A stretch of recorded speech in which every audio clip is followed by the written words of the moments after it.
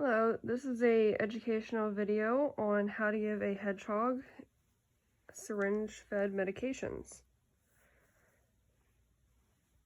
So here I have a little baby hedgehog. He is 5 weeks old.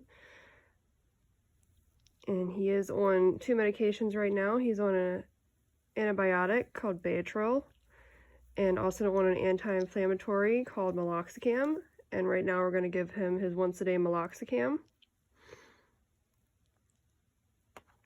So what you want to do is take the syringe and you want to put it at an angle against the side of their mouth. Never go at the front. You can damage their teeth if you go at the front.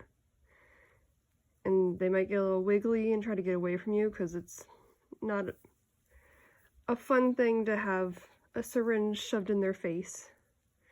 But you just want to go at the side and keep trying, and you want to wiggle it under their lip and keep wiggling until they open their mouth, and you want them to usually try to bite at the syringe because then they'll usually swallow the medication better. And only put the medication in a little at a time. You don't want to do it all at once unless it's a really small dose. This is a smaller dose, so I can usually do this at once with him. But if it's a larger dose, you don't want to do it all at once because they could choke. And you don't want them to choke or aspirate because aspiration could lead to pneumonia.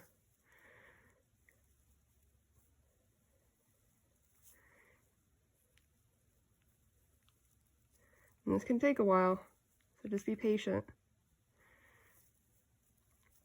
And it's best to really keep them on their feet in your hand. You can try to put them on their back, but that can lead to aspiration sometimes. There we go. And then what I like to do is I have some water nearby and I take a little water, and I also like to flush that medicine down with some water so they hopefully don't try to anoint, because that's very common, especially with medication, is anointing to it afterwards. Yep, and he likes to anoint to his anti-inflammatory. Here we go. Come on, bud. If they anoint to the medication, they definitely didn't get to eat it, and you really want them to eat it. Because if they didn't eat it all, then it's not going to get into their system and help them.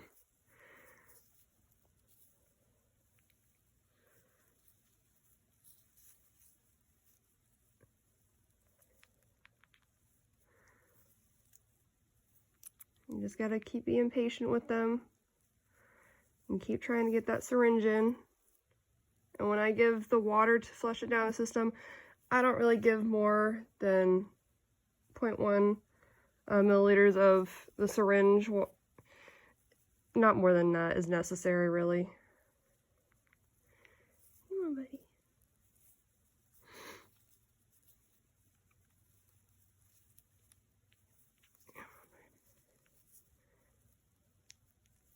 There we go.